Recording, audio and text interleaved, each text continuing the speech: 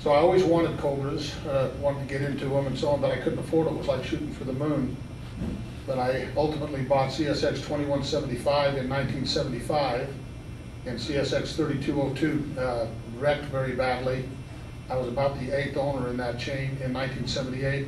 Bill Murray restored that into a gorgeous car. And I didn't do much with them over the next 20 years. And Bill, you'll have to help me, Bill Murray. What year was year number 11 at Steamboat? Was it 97?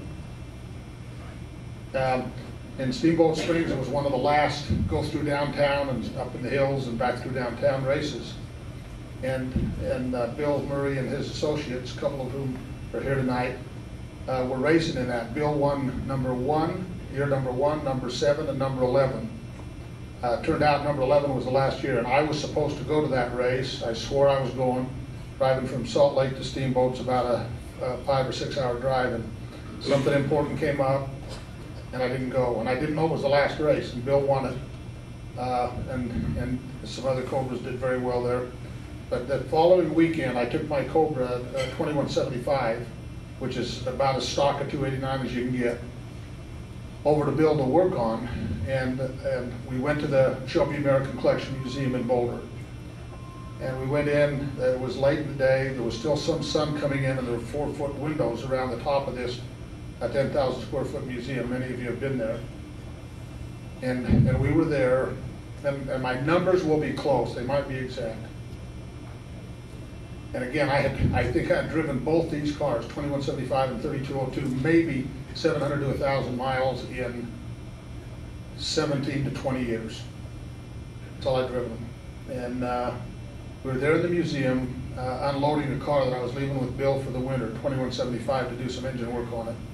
We towed it over from Salt Lake, and we went, and he said, well, let's run from my shop in Longmont out to the museum. And I saw the museum for the first time. And again, this is September 97, weekend after Labor Day.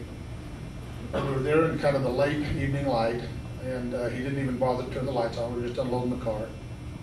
And I looked at this car, and I looked at that car. There's about 28 to 30 cars in that museum.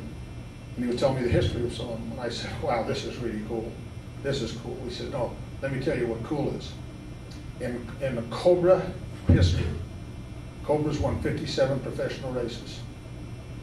I said, wow, that's cool, that's neat. And he said, well, let me tell you a couple things neater. He said, cars that won 28 of those 57 races are in this building. I said, wow, that's really cool. I think there was 8 or 9 cars that constituted. He said, let me tell you what's one step cooler. Last weekend, all those cars were racing.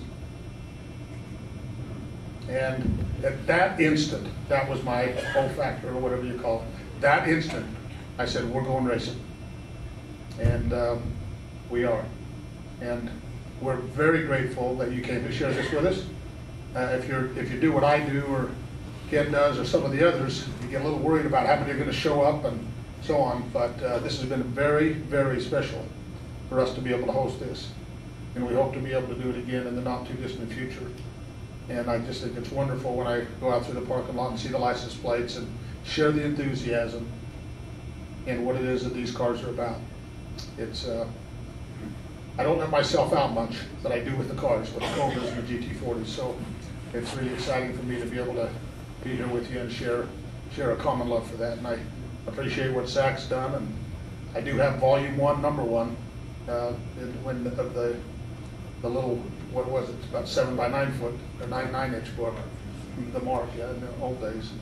Been reading it ever since. So onward and upward. Thank you.